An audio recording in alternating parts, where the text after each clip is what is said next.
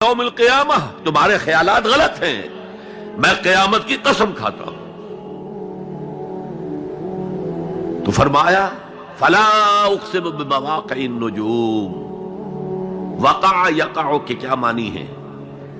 اور یہ سورت کون سی؟ واقعہ، اذا وقعت الواقعہ، وقع گر جانا، پڑ جانا، یہ ستاروں کے ڈوبنے کی جگہ ہے۔ فلا اقسم بمواقع النجوم وانه لقسم لو تعلمون عظیم، اور اگر تم جانو تو یہ بہت بڑی قسم ہے جو ہم نے کھائی ہے۔ اس وقت کا انسان کیا سمجھتا کہ ستارے کہاں جاتے ہیں، کہاں غروب ہوتے ہیں، کہاں گرتے ہیں؟ آج ہمیں معلوم ہے۔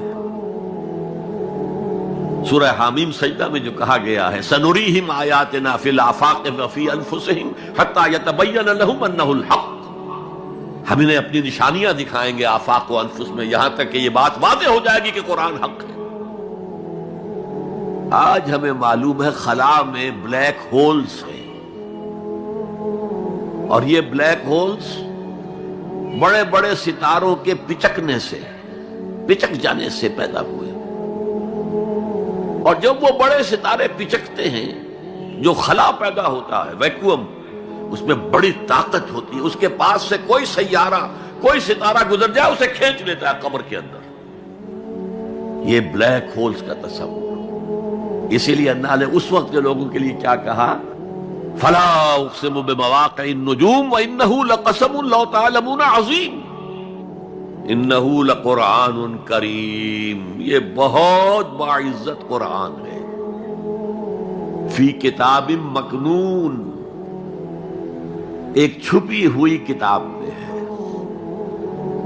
لا یمسہ الا المطہرون، اسے چھو ہی نہیں سکتے مگر انتہائی پاک ہستیاں۔ اس کے کیا معنی ہے؟ پہلی بات تو ہمیں معلوم ہو گئی، مراد فرشتے ہیں، بے ایدی سفرۃ کرام بررہ، اسی کی شرح ہو رہی ہے نا۔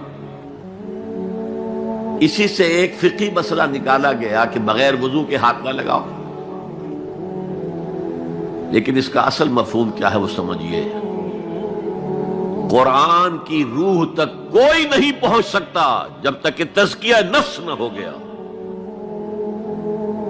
اگر حب مال، حب دنیا، حب جاہ، حب شہرت، اگر یہ تمام محبت میں دل سے نکل نہ جائیں تو قرآن کی روح تک آپ کی اپروچ نہیں ہوگی۔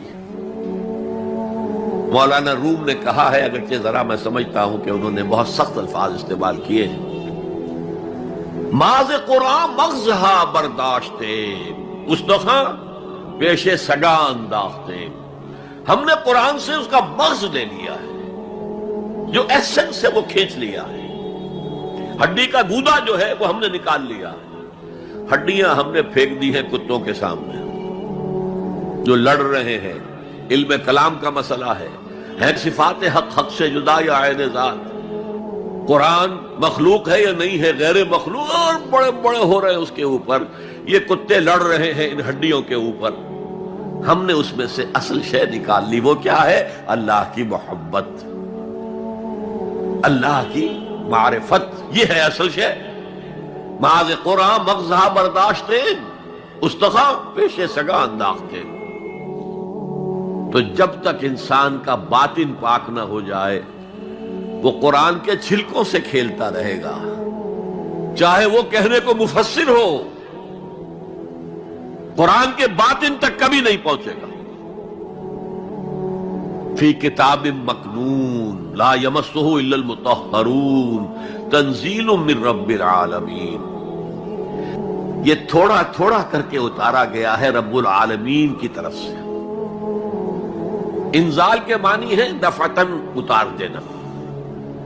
لیلۃ القدر میں آیا انا انزلناہ فی لیلۃ القدر، رمضان کے بارے میں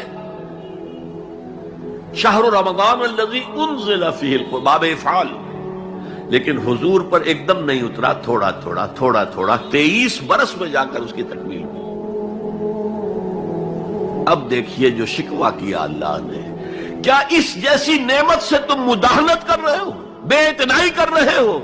اسے پڑھتے نہیں ہو، اسے سمجھتے نہیں ہو، اس پر عمل نہیں کرتے، اسے اپنا امام نہیں بناتے، تمہارا طرز عمل یہ ہے؟ بلکہ تم نے اپنا نصیب یہ بنا لیا ہے کہ تم اسے جھٹلا رہے ہو۔ غور کیجئے، جھٹلانا جو ہے دو طرح کا ہے۔